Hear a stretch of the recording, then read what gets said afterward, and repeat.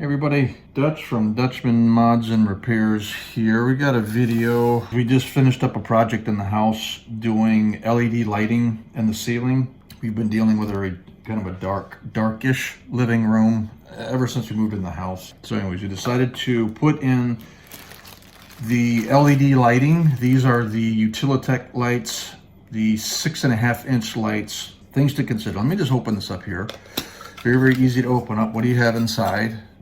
What does it come with? You got a couple screws for mounting the box, if you so choose.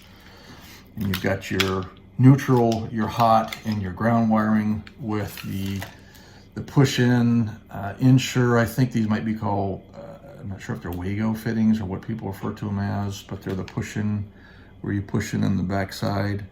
Here, you strip the wire, you just push them inside. I'm going to touch on that in just a minute because a lot of people run into an issue, and I ran into the same issue when putting this in. So let's get into it. So the first thing you have to decide when you're putting in your lighting is you need a power source that you're going to have to tap into. Now, if you're tapping into a wire source, now you might be asking yourself, what kind of wiring am I going to use? Now, because we're talking LED lighting, I started with 12-2 because that's just what I had in the living room. So this is 12-2 Romex here. And basically the 12-2 just means you have two conductors with a ground. And the 12 is just a gauge of wiring. 12 typically, I believe, is used in circuits where you might have a plug-in outlet, or let's say you did have some heavy-duty lighting that you needed to be, by code, had to be safe for current flow or for distance that you're traveling for the wiring. That all has to be considered. We won't get into that. But for the living room, I had this 12-2. And the problem I ran into is that's a pretty heavy-duty wiring compared to what you have in these LED lightings. Let me just give you an example.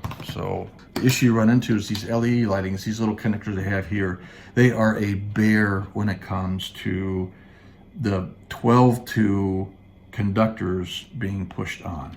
And here's what I mean by that. What I'm going to do, what I ran into is I was just traipsing along and doing the wiring. Let's see if I can do this without.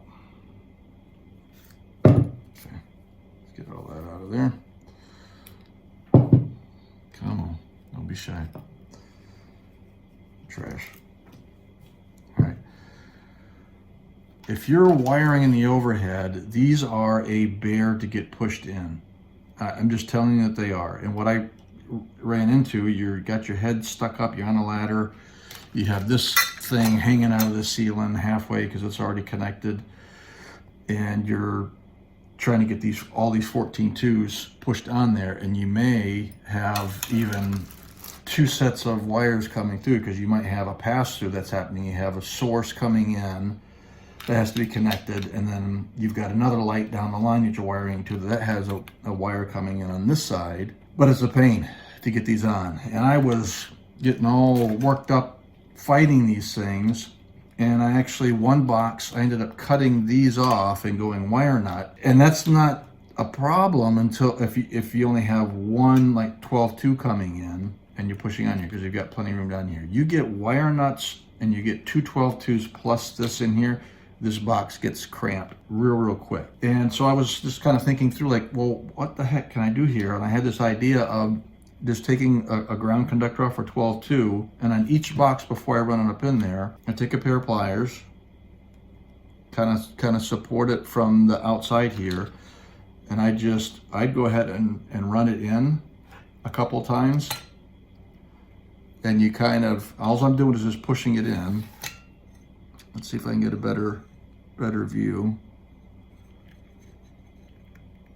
And I'm just kind of running it up in there. See how it's up in there?